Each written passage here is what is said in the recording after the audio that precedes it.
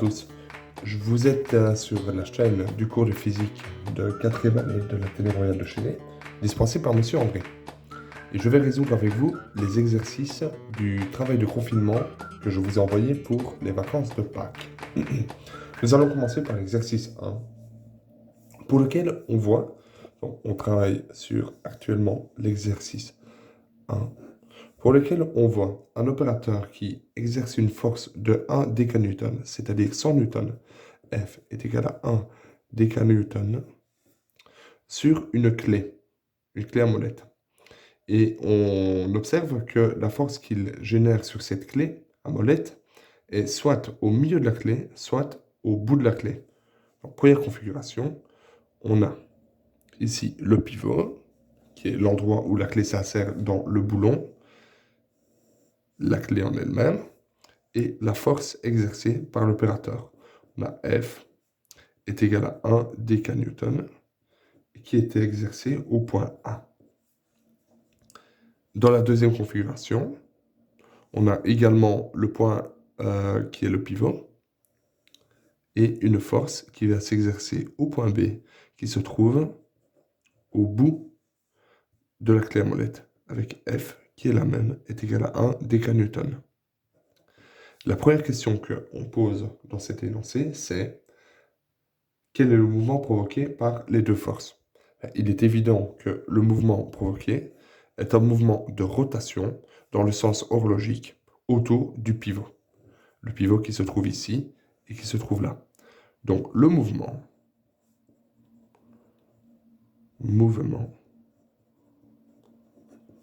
est une rotation dans le sens horlogique autour du point pivot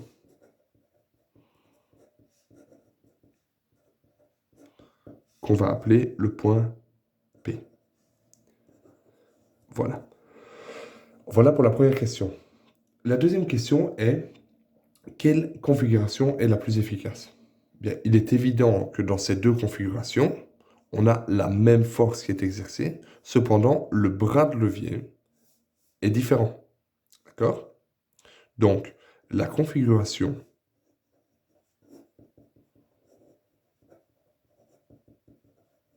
la plus efficace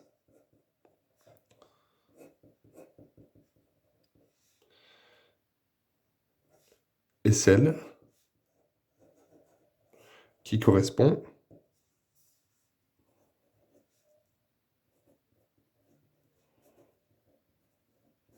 au moment de force le plus important.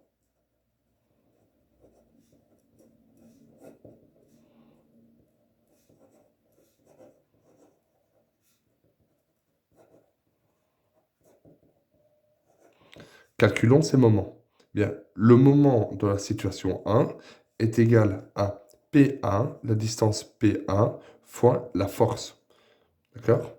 Et dans la situation 2, on a le moment de force est égal à PB fois la force. La force étant la même, on a objectivement, obligatoirement, M2 est plus grand que M1. Et donc, la situation 2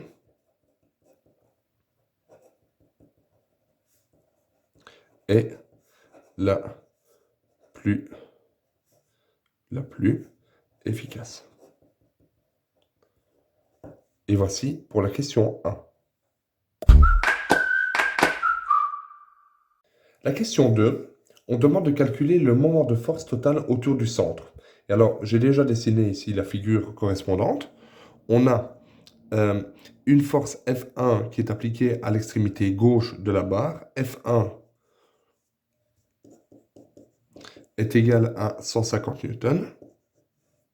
Et on a F2 qui est appliqué à l'extrémité droite de la barre, qui est égal à 150 newtons également.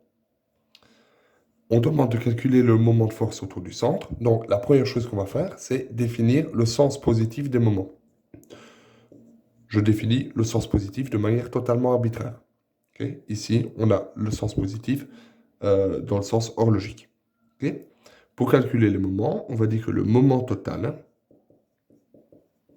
est égal au moment de F1 plus le moment de F2, qui est égal ici à F1 fois le bras de levier entre le point considéré qu'on va appeler P et F1, c'est-à-dire ici 2,5 mètres, c'est égal à F1 fois 2,5, dans le sens positif, puisqu'il fait tourner dans le sens que j'ai défini ici, positivement, et F2 va également être positive, et elle va valoir la même chose, c'est-à-dire plus F2 fois 2,5, ce qui nous donne 150 fois 2,5 plus 150 fois 2,5, ou encore c'est égal à 5 fois 150 est égal à 750 newton fois mètre. Voici la réponse 2. Exercice 3 maintenant. Donc, pour le point A et le point B, on nous donne la valeur de la force F1 qui se trouve ici et F1 qui se trouve là. Et on nous demande de trouver la valeur de la force F2, son intensité, de manière à ce que les deux barres ici, A et B, soient en équilibre. Alors, comment est-ce qu'on fait ça? Ben, on réalise l'équilibre des moments. Alors, on dit la barre est en équilibre si la somme des moments de force qui s'exercent sur la barre est égale à 0. OK? Donc, on va calculer les moments de force en avant. Donc, la somme des moments de force est égale au moment de F1 plus le moment de F2. Définissons le sens positif. Le sens positif est comme ceci. D'accord? Ça, c'est mon sens positif. Et donc, le moment de F1 fait tourner la barre contrairement au sens positif, c'est-à-dire dans ce sens-là. Donc, le moment de F1 est négatif, alors que le moment de F2 est positif. Donc, on a moins F1 fois la distance entre le pivot et F1, c'est-à-dire L1, plus F2 fois L2 est égal à 0. D'accord? Or, on sait que L1 est égal à 3 unités, alors que L2 est égal à 4 unités. 1, 2, 3, 4. Donc, on peut dire que moins F1 fois 3, mettons, unités de longueur petit l, plus F2 fois 4 unités de longueur petit l est égal à 0.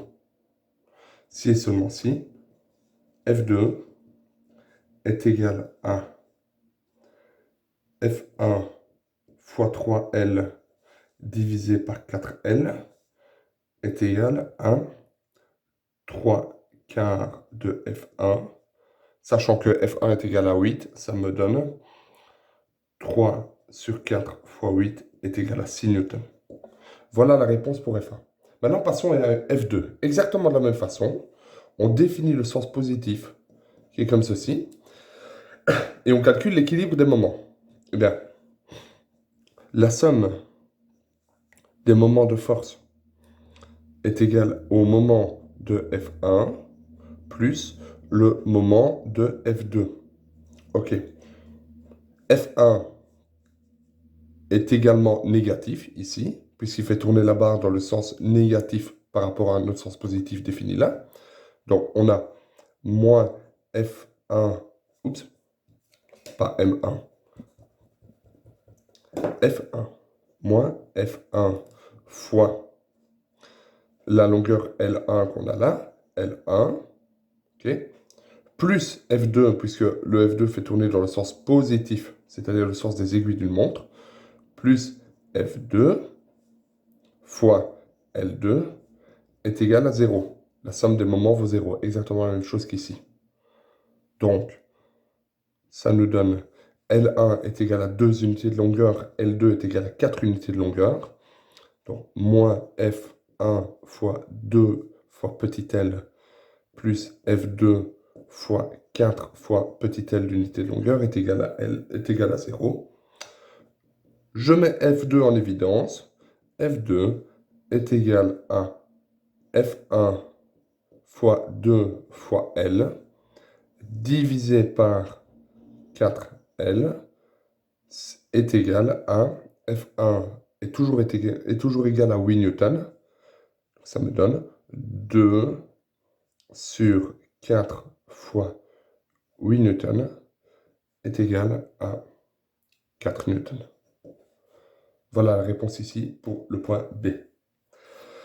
Passons maintenant au point C. Le point C est un peu différent dans le sens où on nous donne la valeur de F1 qui est égale à 20 newtons. Donc on a F1 est égal à 20 newtons et F2 est égal à 12 newtons. 12 newtons. Et alors, on nous demande de déterminer la position du pivot qui va équilibrer la barre. Et on ne sait pas où est le pivot. Alors, ce qu'on va faire dans ce calcul, c'est déterminer arbitrairement une position du pivot. On va dire que la position du pivot, elle se trouve ici, quel que soit ce point-là. Et en fait, de manière à pouvoir le déterminer, on dit que la distance entre F1 et le pivot, c'est notre inconnu, c'est X. D'accord? Bon. Et alors, si la distance entre ici, entre F1 et le pivot vaut X, alors ça veut dire que cette distance-ci, entre F2 et le pivot, elle vaut cette longueur-ci totale, 1, 2, 3, 4, 5, 6, 7, 8 unités, moins X. Donc ça me donne 8 moins X. On a les deux longueurs. Et du coup, maintenant qu'on a les deux longueurs, on peut réaliser l'équilibre des moments. Bien, en avant. On a encore une fois, le sens positif, je le prends arbitrairement dans le sens des aiguilles d'une montre. Et donc, le moment de F2 est positif, le moment de F1 est négatif dans ma configuration. Ce qui me donne la somme des moments de force est égale à le moment de F1, c'est-à-dire moins F1 fois la longueur, la distance entre le pivot et F1, c'est-à-dire X, moins F1 fois X, okay, plus le moment de F2. Il est positif, c'est F2 fois la distance entre le pivot et F2, c'est-à-dire 8 moins X, plus F2 fois 8 moins X, et le tout entre parenthèses, est égal à 0. Ce qui nous donne moins F1. F1 est égal à 20 newtons, moins 20 fois X, plus F2, 12 newtons, 12 fois 8 moins X, est égal à 0. Si et seulement si, moins 20 fois X plus 12 fois 8 moins 12 fois X est égal à 0. Ou encore que 12 fois 8 est égal à 32 fois X. 12 fois 8 divisé par 32, ça fait, donc 12 fois 8, 96 est égal à 32 X. Si et seulement si, X est égal à 96 divisé par 32 est égal à 3. Et ça, c'est la longueur entre F1 et le pivot. Donc, en réalité, notre pivot ne se trouvait pas ici, mais il se trouvait là, au point distant de 3 unités de longueur entre F1 et le pivot. Et maintenant qu'on a la position du pivot par rapport à F1, on peut trouver la position du pivot par rapport à F2, soit graphiquement en comptant le nombre de points qu'il y a, 1, 2, 3, 4, 5, ou bien par notre équation, puisqu'on sait que la longueur ici entre le pivot et F2 est égale à 8 moins X, donc ça nous donne L2 est égal à 8 moins X est égal à 5 unités de longueur, chaque fois, unité de longueur. Et voilà pour l'exercice 3. L'exercice 4 est divisé en deux parties. Première partie, on nous demande de vérifier l'équilibre, ici, de cette barre, pour voir si elle est en équilibre ou non. Donc, vérifions si la barre est en équilibre. Alors, cela se manifeste par un équilibre, c'est-à-dire que la somme des moments vaut 0. C'est-à-dire que la somme des moments est égale à 0. On définit le sens positif comme ceci, complètement arbitrairement. Ça pourrait être dans l'autre sens. C'est-à-dire que le moment généré par la force F3 est positif, mais le moment généré par la force F1 et F2 est négatif. Calculons la somme des moments positifs. C'est égal à F3 fois la distance de 3 mètres qui se trouve ici, c'est-à-dire la distance entre la force et le pivot. F3 fois 3 est égal à 250 fois 3, ça vaut 750 newtons fois mètre. Ça, c'est les moments positifs. Maintenant, les moments négatifs, on a bien F2 qui est négatif puisqu'il fait tourner la barre dans le sens antihorlogique. Et on a également F1 qui est négatif puisqu'il fait tourner également la barre dans le sens antihorlogique. Et donc, le moment négatif, c'est F2 fois 2 mètres qui est le bras de levier. Ça, c'est le premier moment négatif. Et le deuxième moment négatif, F1 fois le bras de levier total entre F1 et le pivot, ce n'est pas 2,50 m, mais bien 4,50 m. C'est égal à F1 fois 4,5 mètres. F2 vaut 100 newtons, donc 100 fois 2, plus F1, 200 newtons, 200 fois 4,5. Et au total, ça nous donne un moment négatif total de 1100 newtons fois mètre. Le moment positif n'est pas égal au moment négatif, ce qui veut dire que la barre va tourner dans ce sens-ci. Elle va tourner dans le sens négatif. Je dis, la barre n'est pas en équilibre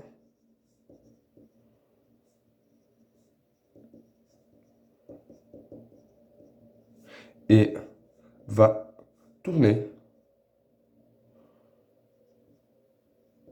dans le sens négatif.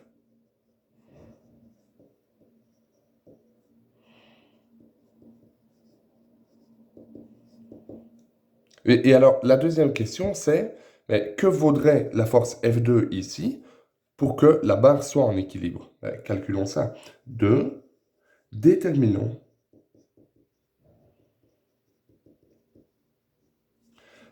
l'intensité de F2 qui permettrait à la barre d'être en équilibre.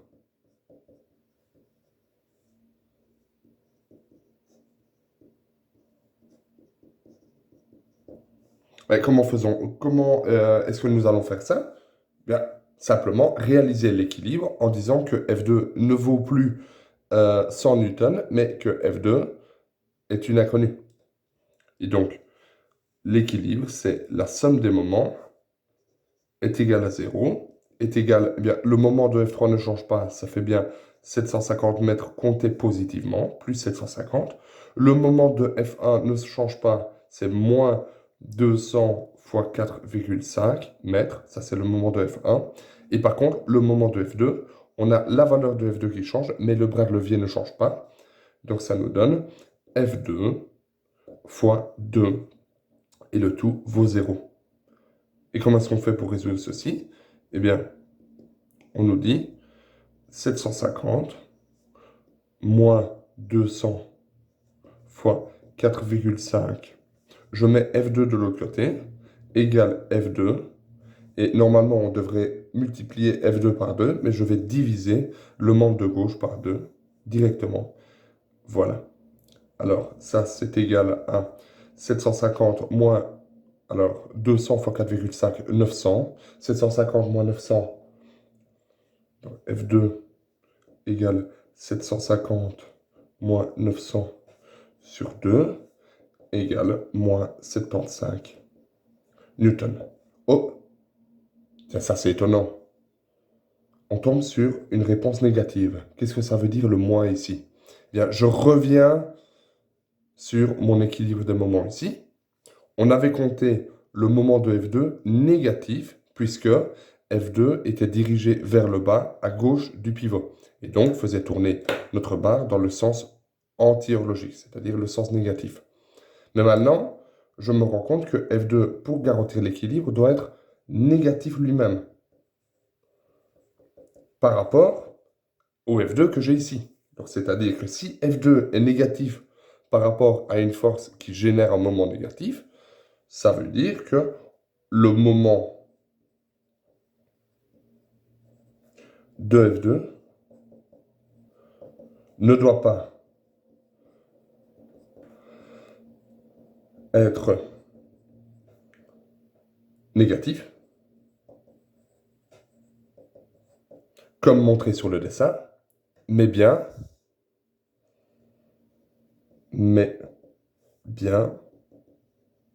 positif. C'est-à-dire que F2 pointe vers le haut.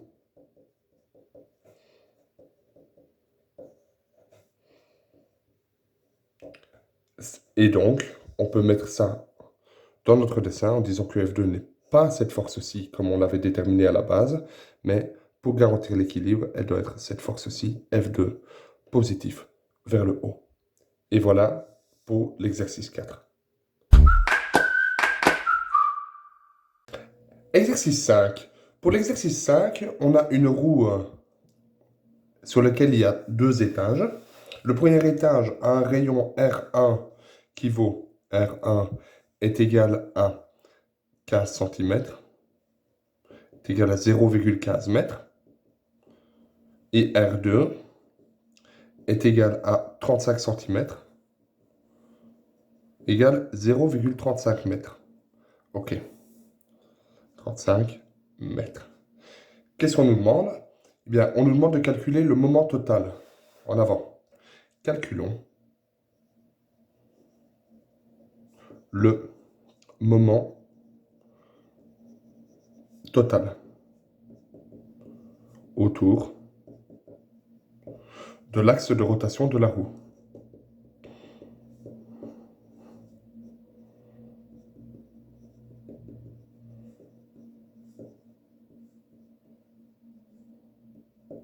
Le moment total, MT, est égal au moment de la force F1 plus le moment de la force F2 plus le moment de la force F3. J'ai défini mon sens positif dans le sens horlogique ici, ce qui veut dire que ma force F2 aura un moment positif, ma force F3 aura également un moment positif, mais par contre ma force F1, qui fait tourner la roue dans le sens anti-horlogique, aura un moment négatif. Et donc, c'est égal à F1 fois la distance entre l'axe et le point d'insertion de la force, c'est-à-dire R1 fois le sinus de l'angle entre l'axe et le point d'insertion de la force. Ah oui, mais alors, ici, on a 30 degrés. Qu'est-ce que ça veut dire? Est-ce qu'on doit prendre le sinus de 30?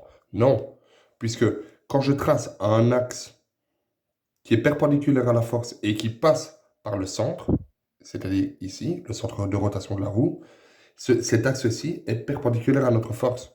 Du coup, on prend le sinus de 90 degrés, c'est-à-dire 1 fois 1, et le tout fois moins 1, puisque, comme je l'ai dit, la force F1 agit dans le sens négatif par rapport à mon sens positif déterminé arbitrairement. Ok, on continue. F2 fois R2. F2 est bien positive et elle est aussi perpendiculaire à notre axe qui relie l'axe de rotation de la roue et le point d'insertion de F2, le point d'application de F2. On est bien perpendiculaire, du coup, c'est bien fois 1.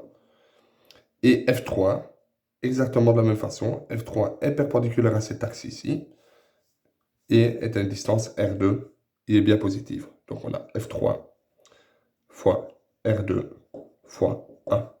Ok, on continue. F1 égale 12 newtons.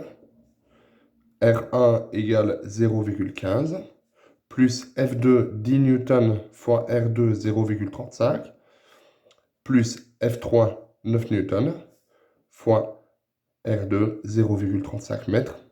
Et le tout me donne un moment de 4,85 newton-mètres. Ce qui veut dire que, vu que le moment total est positif sur cette roue, elle va naturellement rouler dans le sens positif. La roue tourne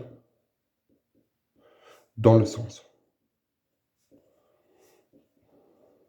positif. Voilà. Pour le problème 6, nous nous retrouvons dans une situation où un laveur de vitres se tient sur un échafaudage soutenu par deux cordes verticales aux deux extrémités. Voici l'échafaudage et les deux cordes sont à chacune des extrémités et exercent une tension T gauche pour la corde de gauche et T droite, TD pour la corde de droite. On nous dit que l'échafaudage fait 3 mètres de long, je l'ai noté, et pèse 200 newtons et il est homogène. Ce qui veut dire que s'il est homogène, les 200 newtons sont comme s'ils étaient uniquement mis au niveau du centre de gravité d'un point de vue des moments. 200 newtons par ici est égal à FG échafaudage. Okay? FGE. FG échafaudage. Quelle est la tension dans la corde de droite si le laveur de vitres pèse 700 newtons et se trouve à 1 mètre? Donc, il se trouve ici à 1 mètre et il pèse 700 newtons. Le voici. FG, c'est la force de gravité du laveur, FGL, d'accord, qui se trouve à 1 mètre de notre extrémité de gauche. 1 mètre ici. Et là, ce qu'on avait déterminé, c'est que notre échafaudage a sa masse, son poids, pardon, qui s'applique à 1,50 m de l'extrémité de gauche et également 1,50 m de l'extrémité de droite, 1,5 m. Pour déterminer quelle est la tension ici à droite, nous allons faire l'équilibre des moments autour de ce point-ci, le point de gauche. On fait l'équilibre des moments autour du point de gauche de manière à ce que la force de tension à droite ne s'annule pas. Si je vais faire l'équilibre des moments autour du point droit, le rayon entre le pivot, c'est-à-dire le point ici, et la force aurait été égal à 0 et ça ne m'aurait pas avancé. Donc, réalisons l'équilibre des moments autour de l'extrémité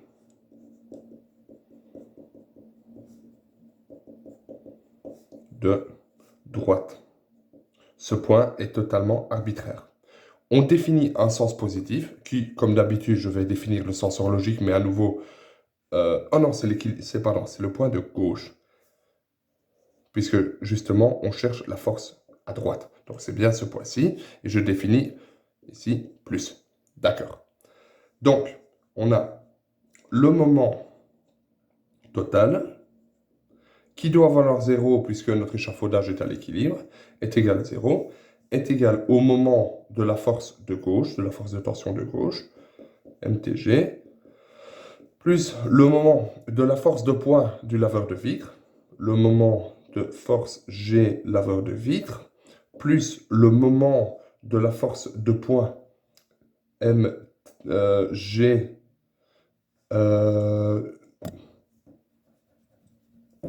MFG de l'échafaudage, plus le moment de la tension à droite, MTD. Ça, c'est comme j'ai dit, c'est égal à 0. Quels sont les moments? Eh bien, le moment de la force de gauche est égal à 0 puisque le rayon vaut 0. Ça, je le barre. Et ça me donne le moment FGL est égal à 1 mètre fois la force GL qui vaut 700. Donc, c'est égal à 1 fois 700. Plus 1,50 m, c'est le bras de levier, fois 200. plus 1,5 fois 200 plus, ah non, c'est moins puisque ça fait tourner dans le sens négatif, moins la force TD que l'on cherche fois le bras de levier 3 mètres. Et ça, c'est égal à 0. Ce qui veut dire que 1,5 fois 200, c'est 300 plus 700 1000 est égal à TD fois 3, ou encore, et finalement, que TD est égal à 333 newtons. Et voilà. Question 6. Un mobile possède une énergie cinétique initiale de 135 kJ. Qu'est-ce que ça veut dire l'énergie cinétique? Ça veut dire que la moitié du produit de sa masse et du carré de sa vitesse vaut 135 kJ. Okay, ça, c'est l'énergie cinétique. Que devient cette valeur si la masse est divisée par 2? Bon, si la masse est divisée par 2, EC' est égal à, bien, à nouveau, 1 demi fois la nouvelle masse M' fois V au carré.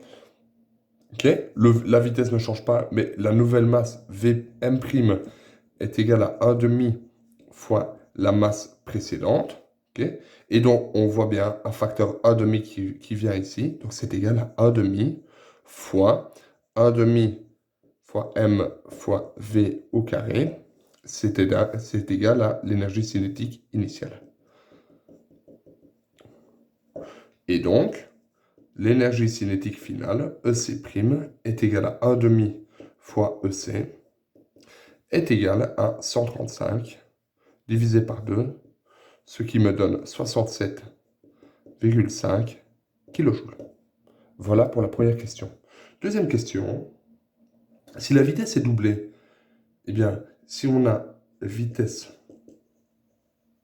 doublée, V' est égal à 2 fois V, ok. Donc, EC' est égal à 1 demi fois M, le même M que celui-là, fois V' au carré. V' est égal à 2V. Donc ça me donne 1 demi fois M fois, attention, 1 demi en parenthèse fois V au carré. 2. Évidemment, puisque la vitesse est doublée, je prends 2 et pas 1 demi. Excusez-moi. Donc j'ai bien 1 demi fois M fois 2V au carré. Okay. Et ça, c'est égal à 1 demi fois M fois 4 fois V. Okay. Parce que le carré porte également sur le 2 ici. On essaie de retrouver notre 1 demi MV carré initial. Bien, c'est facile puisque ça nous donne 4 fois M fois V carré sur 2. Et ça, c'est notre énergie initiale, donc c'est égal à 4 fois EC. Finalement, puisque EC est égal à 135, on a EC' est égal à 4 fois EC, est égal à 4 fois 135. Et ça nous donne 540 kJ.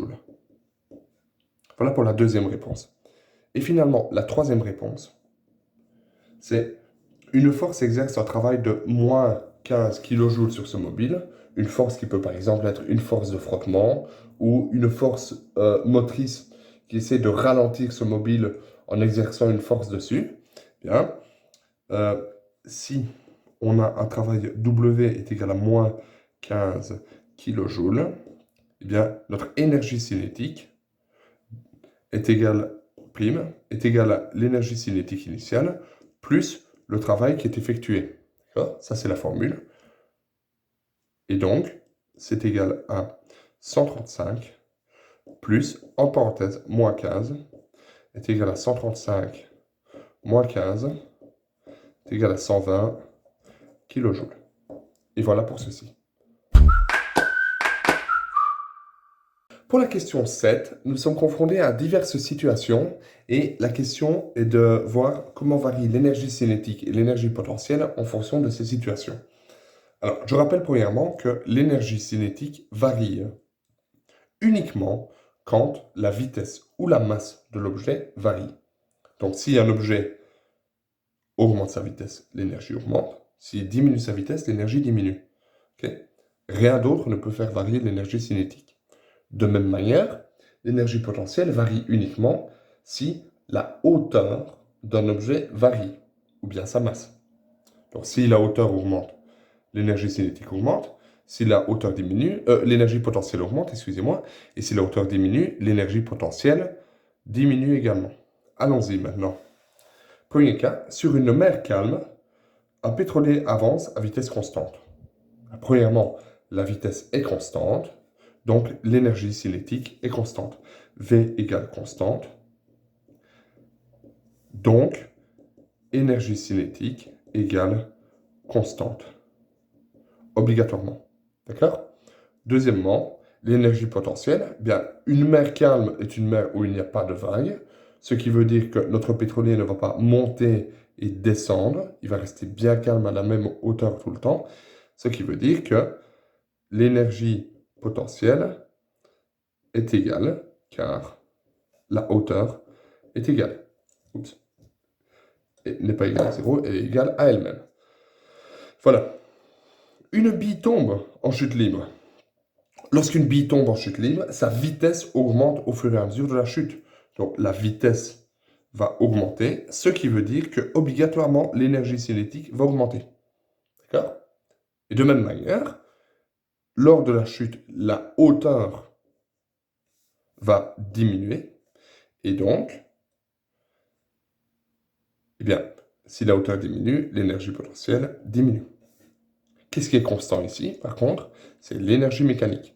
L'énergie mécanique est égale à l'énergie cinétique plus l'énergie potentielle, est conservée, est constante, si pas de frottement.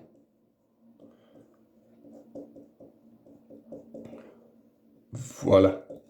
Si pas de frottement, cette énergie mécanique est constante.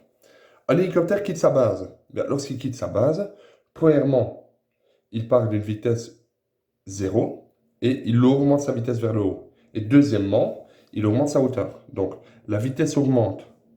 Donc, l'énergie cinétique augmente et la hauteur augmente. Donc, l'énergie potentielle augmente également.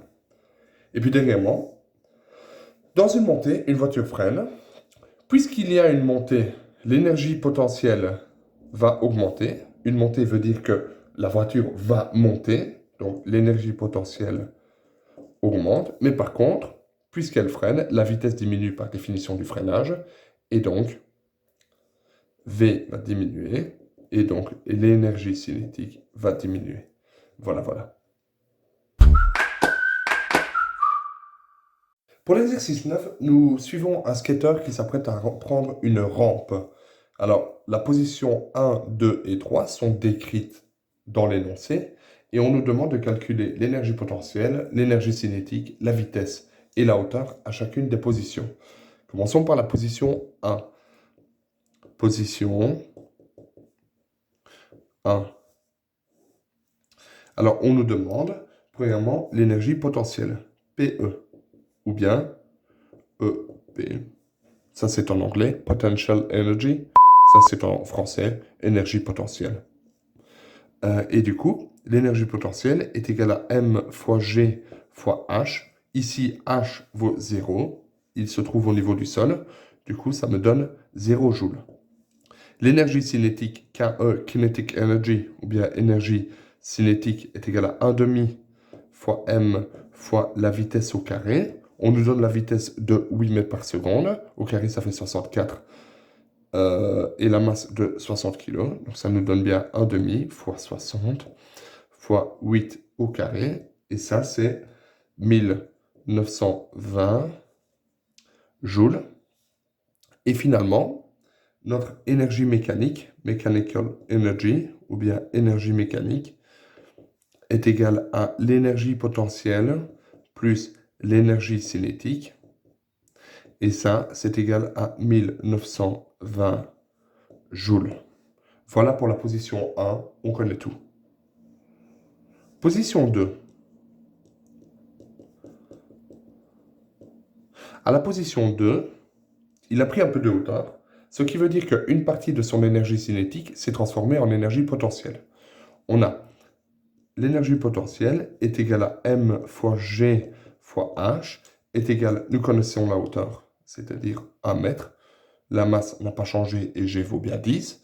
Du coup, ça vaut 60 fois 10 fois la hauteur qui vaut 1 mètre est égale à 600 joules. L'énergie mécanique est conservée puisqu'il n'y a pas de frottement et donc elle vaut toujours 1920 joules. Et donc finalement, on est obligé d'avoir une énergie cinétique. Énergie cinétique est égale à énergie mécanique qui est toujours la même, moins énergie potentielle, est égale à 1920 joules, moins 600 joules, est égal à 1320 joules. Voici pour nos énergies. On nous demande également quelle est la vitesse à ce niveau-là. Bien, on a notre énergie cinétique qui vaut 1320, mais on sait également que c'est égal à 1,5 fois m fois v au carré. C'est égal à 1320 joules. C'est seulement si notre vitesse est bien égale à 1320 joules divisé par m fois 2 sous une racine. Et ça, c'est égal à 6,63 mètres par seconde pour notre vitesse. Voilà pour la position 2. Et finalement, notre position 3.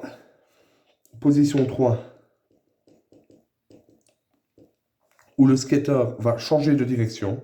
Il arrive au-dessus de la rampe et il change de direction. À ce moment-là, sa vitesse vaut 0. V est égal à 0 mètres par seconde, obligatoirement. Pour qu'il puisse changer de direction, il passe par une vitesse nulle. Et donc, on a bien l'énergie cinétique est égale à 0 joules, car elle est toujours égale à 1,5 fois m fois v au carré, où la vitesse vaut 0. Donc ça fait 0 joules. L'énergie potentielle, eh bien, de cette énergie mécanique ici qui est conservée, on sait que l'énergie mécanique est égale à l'énergie potentielle plus l'énergie cinétique. Et donc, obligatoirement, l'énergie mécanique étant conservée, l'énergie potentielle vaut 1920 joules. Et finalement, l'énergie mécanique est égale à 1920 joules également. Voici pour nos énergies. Et on peut donc trouver notre hauteur, car on sait que H fois G fois M est égal à l'énergie potentielle. Si et seulement si H est égal à énergie potentielle sur G fois M est égal à 1920 sur 10 fois 60, qui vaut 3,2 mètres.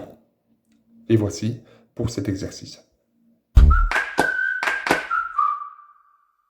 Exercice 10. Dans une exploitation minière, une berline de masse M est égale à 3000 kg parcourt un trajet dont le profil est schématisé ci-dessous. Donc voici son trajet. En 1, la berline a une vitesse V1 est égale à 18 km/h, c'est-à-dire 5 mètres par seconde. Le trajet BC et le trajet AB ont chacun une longueur D est égale à 100 mètres. Voici la donnée. Et le trajet BC et CD ont une pente de 30 degrés. L'angle θ est égal à 30 degrés ici et là. On suppose que la berline est soumise à une force de frottement constante égale à 1 centième de son poids. Du coup, si M est égal à 3000 kg, alors grand G, c'est la force de poids, est égale à G fois M est égal à 30 000 newtons, ce qui veut dire que les forces de frottement constantes sont égales à 1 centième de 30 000, c'est-à-dire 300 newtons, de manière constante. Vrai ou faux? 1. La vitesse en A est égale à la vitesse en B. 1. VA est égal à VB. Bon. Alors, premièrement, s'il y a une force de frottement, ça veut dire qu'il y a une perte d'énergie sous forme de frottement sur le trajet de A à B, ce qui veut dire que, vu que l'énergie potentielle en A et B est la même, puisque la hauteur est la même, il doit y avoir une perte d'énergie cinétique sous forme de frottement. Ce qui veut dire que la vitesse en B doit obligatoirement être plus faible que la vitesse en A. Donc je mets Non, car VB est plus faible que VA. Cependant, je préférerais que nous calculions ces vitesses pour pouvoir ensuite calculer la vitesse en C et la vitesse en B en fonction. Donc pour calculer cela, nous allons dire que eh bien, la différence d'énergie mécanique dans ce genre de situation n'est pas égale à 0, mais est égale au travail, taux des forces de frottement.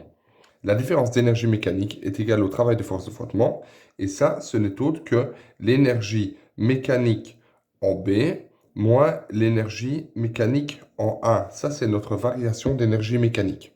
Ce qui veut dire que l'énergie mécanique totale en B est égale au travail des forces de frottement plus l'énergie mécanique au point A.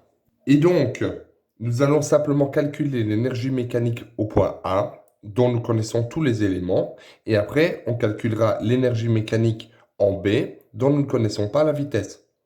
Suite à cela, on pourra déterminer la vitesse en résolvant notre équation. En avant. Énergie mécanique en A, c'est égal à l'énergie cinétique en A plus l'énergie potentielle en A. L'énergie cinétique en A est égale à 1,5 fois la masse de la berline fois la vitesse en A au carré, plus l'énergie potentielle en A, qu'on va laisser telle qu'elle, pour les raisons que je vous expliquerai plus tard. Et donc, 1,5 fois la masse de la berline fois la vitesse de en A au carré qui vaut 5 mètres par seconde, ça nous donne une énergie mécanique en A de 37 500 joules plus l'énergie potentielle en A, que nous ne sommes pas obligés de calculer, et je l'expliquerai pourquoi par la suite. Maintenant, calculons l'énergie mécanique en B. L'énergie mécanique en B est égale à l'énergie cinétique en B plus l'énergie potentielle en B. C'est égal à 1,5 fois la masse de la berline fois la vitesse en B que nous ne connaissons pas, ça c'est notre inconnu, plus l'énergie potentielle au point B, que l'on n'est pas obligé de calculer. Et je vais laisser l'équation comme ceci. Ça c'est notre deuxième équation. Et finalement, calculons le travail des forces de frottement. Taux FF est égal à la distance parcourue entre A et B fois la force de frottement entre A et B fois le cosinus de l'angle qu'il y a entre le trajet et la force de frottement. Alors, quel est cet angle? Bien, lorsqu'on se déplace de A à B tel que la berline, notre trajet est vers la droite. Ça, c'est D, le vecteur D, la distance parcourue. OK? Et maintenant, bien, la force de frottement, quand on va de gauche à droite, telle que le fait la berline, la force de frottement est toujours opposée à ce déplacement. La force de frottement est toujours opposée au déplacement, ce qui veut dire que notre force de frottement, lorsque je vais de A à B, en réalité, celle-là va de B à A. Force de frottement. Quel est l'angle entre les deux? Bien, l'angle entre les deux, on pourrait croire que c'est un angle de 0 degré, puisque les deux vecteurs sont parallèles, mais en réalité, l'un va vers la droite et l'autre va vers la gauche, ce qui veut dire que l'angle vaut 180 degrés. Θ égale 180 degrés, et donc cos θ est égal à moins 1. On réécrit cette équation en disant que taux FF est égal à distance 100 mètres,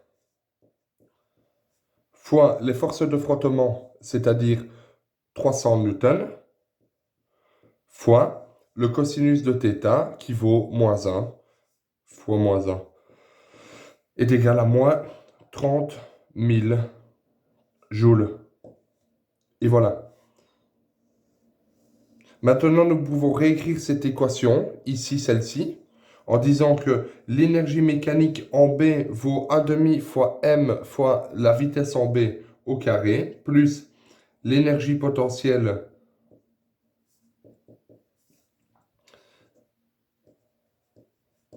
en B,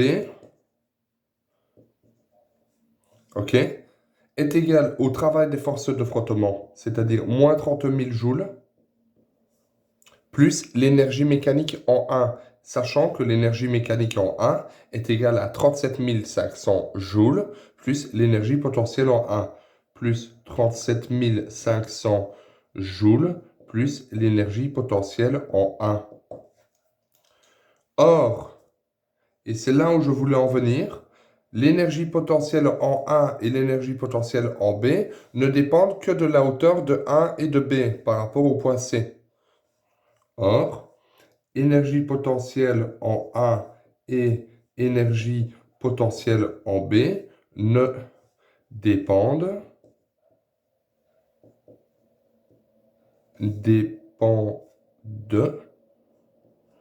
que de H. Donc, EPA est égal à EPB, ce qui veut dire que je peux tout simplement simplifier l'énergie potentielle ici et là, puisqu'elles sont les mêmes. Je simplifie ici et là. Et là, je me retrouve avec une équation, avec une seule inconnue, qui est la vitesse de la berline au point B. Ce qui veut dire que A demi fois M, sachant que M est égal à 3000, ça veut dire 1500 fois la vitesse en B au carré, est égal à moins 30 000 plus 37 500, c'est-à-dire 7500 joules, ou encore que la vitesse en B est égale à 7500 sur 1500 sous une racine, est égal à racine de 5, égale 2,23 mètres par seconde. Et on a bien confirmé en effet que la vitesse en B est inférieure à la vitesse en A, puisque 2,23 est bien inférieur à 5 mètres par seconde. Nous pouvons maintenant passer au point 2, qui nous dit est-ce que VC, la vitesse en C, est égale à la vitesse en B? Bien, nous allons devoir faire exactement le même processus, c'est-à-dire que on va calculer la vitesse en B, que nous connaissons déjà, mais on va prendre l'énergie mécanique au point B,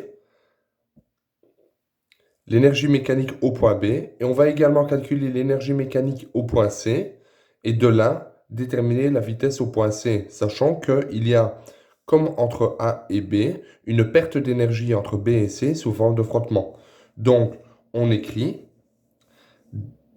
delta énergie mécanique de B à C est égale à l'énergie mécanique en C moins l'énergie mécanique en B est égale au travail des forces de frottement entre B et C, puisqu'il y a bien des forces de frottement entre B et C.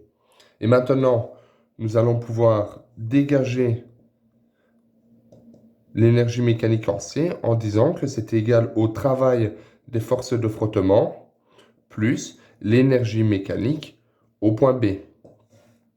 Eh bien, on y va. 1. Énergie mécanique au point B est égale à énergie cinétique au point B plus énergie potentielle au point B. Énergie cinétique au point B, c'est égal à 1 demi fois m fois la vitesse en B au carré. On sait que la vitesse en B au carré vaudra 5. Plus l'énergie potentielle au point B. Mais attention ici, on ne peut pas le laisser tout seul et le simplifier avec l'énergie potentielle au point C. Pourquoi? Parce que la hauteur entre B et C varie. Donc l'énergie potentielle au point B ne sera pas la même que l'énergie potentielle au point C. Donc je mets bien fois M fois G fois la hauteur en B. Alors, il nous faut la hauteur en B. Comment est-ce qu'on fait ça? Eh bien, on refait le triangle rectangle BC et un point qu'on va appeler P ici. Et on détermine la longueur BP. La voici. Alors, on détermine le triangle rectangle comme ceci. Il s'agit bien d'un triangle rectangle pour lequel l'angle de droite ici est un angle de 30 degrés. 30 degrés. Ici, on a 100 mètres. Et là, on a HB. OK? La hauteur en B ici. Et par la trigonométrie, on sait que HB est égal à 100 fois sinus de 30 degrés. Et donc, je peux enfin remplacer dans cette équation-ci en disant que l'énergie mécanique en B était égale à 1 demi fois M fois VB au carré plus M fois G fois 100 fois sinus de 30 degrés au carré. 100 carré, pardon. Voilà pour l'énergie mécanique au point B. On peut similairement calculer l'énergie mécanique au point C. Énergie mécanique au point C est égale à l'énergie cinétique au point C plus l'énergie potentielle au point C. Alors l'énergie cinétique au point C est égale à 1 demi fois M fois V au carré au point C. Ça, c'est toujours la même chose. Et l'énergie potentielle est égale à 1 demi, non pas 1 demi, excusez-moi, est égale à M fois G fois la hauteur du point C. Quelle est la hauteur du point C? Ah, bien ici, la hauteur du point C est égale à 0. D'ailleurs, on l'a défini comme hauteur initiale par rapport à ce triangle rectangle. Du coup, si la hauteur du point C est égale à 0, alors l'ensemble de l'énergie potentielle au point C vaut 0. Je barre ceci. D'accord?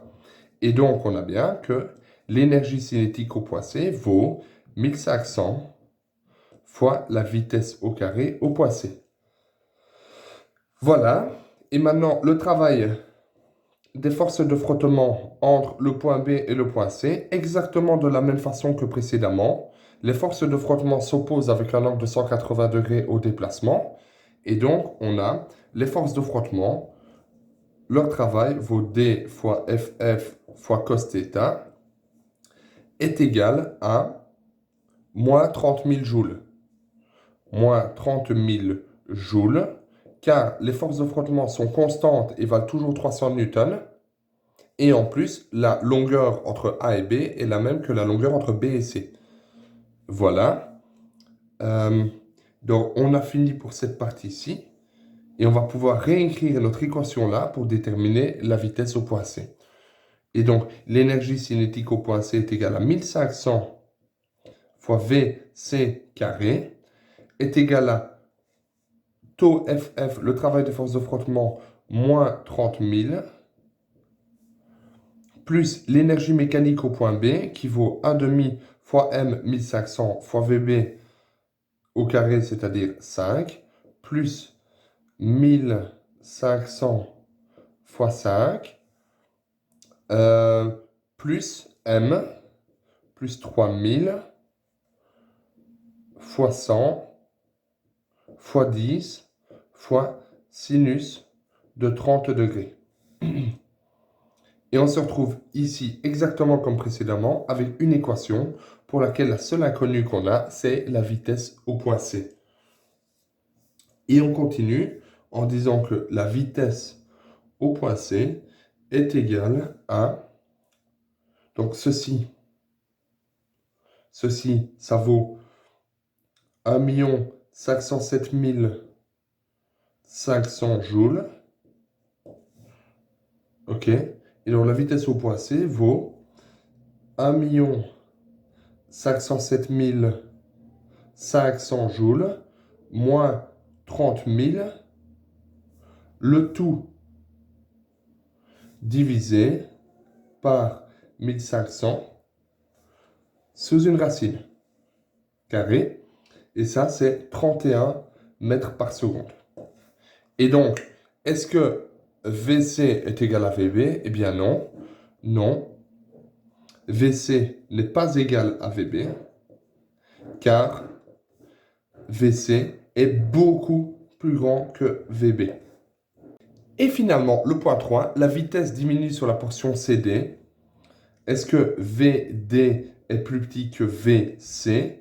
Eh bien, oui, car 1. L'énergie cinétique doit diminuer car l'énergie potentielle augmente. Ça, c'est une première chose.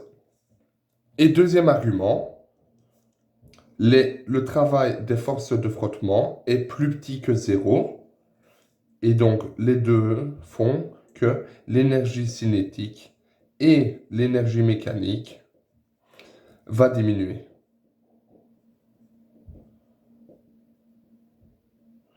Entre C et D. Et voici pour cet exercice. Finissons cette série d'exercices avec l'exercice 11 où il s'agissait de remplir le tableau que j'ai finalement remis ici en fonction des données qui nous étaient données dans l'énoncé. Alors la première chose, c'est évidemment que la masse du skateboarder ou de la personne qui se trouve sur les montagnes russes est importante.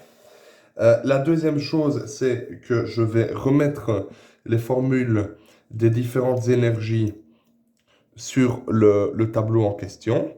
Et donc, on a EP est égal à, comme d'habitude, M fois G fois H. L'énergie cinétique est égale à 1,5 fois la masse fois la vitesse au point considéré au carré. L'énergie mécanique est égale à l'énergie potentielle plus l'énergie cinétique. Et dans ce cas-ci, puisqu'on ne nous parle pas de force de frottement, je vais considérer que cette énergie mécanique est une constante. Voilà. Ce qui veut dire que l'énergie mécanique que je trouverai à n'importe quel point, que ce soit le point 1, 2, 3 ou 4 de cet exercice, sera la même pour tous les autres points, puisqu'il n'y a pas de force de frottement qui viendrait être ajoutée à travail, qui tendrait à diminuer l'énergie mécanique. Donc, justement, allons voir ce qui se passe au premier point. Bien, au point 1, notre vitesse vaut 0, ce qui veut dire que l'énergie cinétique vaut 0 joules. Et par ailleurs, la hauteur vaut 4 mètres. Ce qui veut dire que l'énergie potentielle est égale à M fois G fois H est égale à 50 fois 10 fois H qui vaut 4 mètres. Et ça vaut 2000 joules. Et donc finalement, l'énergie potentielle plus l'énergie cinétique est égale à l'énergie mécanique. Notre énergie mécanique vaut 2000 plus 0, c'est-à-dire 2000 joules. Et donc, vu qu'il n'y a pas de frottement à considérer dans cet exercice, je vais ajouter 2000 joules pour l'énergie mécanique à chacune des étapes de notre circuit. Voici. OK. Ensuite, au point 2, le point 2 se situe à 3 mètres de hauteur. Et donc, vis-à-vis de la hauteur, je peux trouver l'énergie potentielle qui ne dépend que de la hauteur. Et donc, notre énergie potentielle, EP, est égale à nouveau M fois G fois H, est égale à 50 fois 10 fois 3, est égale à 1500 joules. Voilà. Et donc, vu que je sais que mon énergie mécanique vaut à nouveau 2000, je dois savoir calculer facilement l'énergie cinétique en disant que l'énergie cinétique était égale à l'énergie mécanique moins l'énergie potentielle et qu'elle valait donc 2000 moins 1500 et ça vaut 500 joules. Et donc, la vitesse au point 2 vaut V est égal de cette formule-ci, V est égal à la racine carrée de l'énergie cinétique fois 2 divisé par M. Énergie cinétique fois 2 divisé par M sous une racine carrée. Et ça me donne racine de énergie cinétique 500 fois 2, 1000 divisé par M, c'est-à-dire 50, racine de 20 est égal à 4,47 mètres par seconde. Voilà pour le point 2. Au point 3, qu'est-ce qu'on a? On a une énergie potentielle qui vaut 0 puisque H vaut 0. 0 joules car H vaut 0. Et du coup, notre énergie cinétique vaut 2000. Énergie cinétique est égale à 2000 joules. Et donc, la vitesse par la même formule est égale à racine de 2EC sur M, ce qui est égal à racine de 4000 sur 50 est égal à 8,9 mètres par seconde. Voilà pour le point 3. Et pour finir avec le point 4, nous connaissons la vitesse et donc nous allons calculer l'énergie cinétique en disant que EC est égal à A' fois M fois V carré est égal à A' fois 50 fois 36, ce qui vaut 900 joules. Et donc, notre énergie potentielle vaut l'énergie mécanique moins l'énergie cinétique. Énergie potentielle est égale à énergie mécanique moins énergie cinétique est égale à 2000 moins 1100 est égal à... Oups, ah non. 2000 moins 900 est égal à 1100 joules.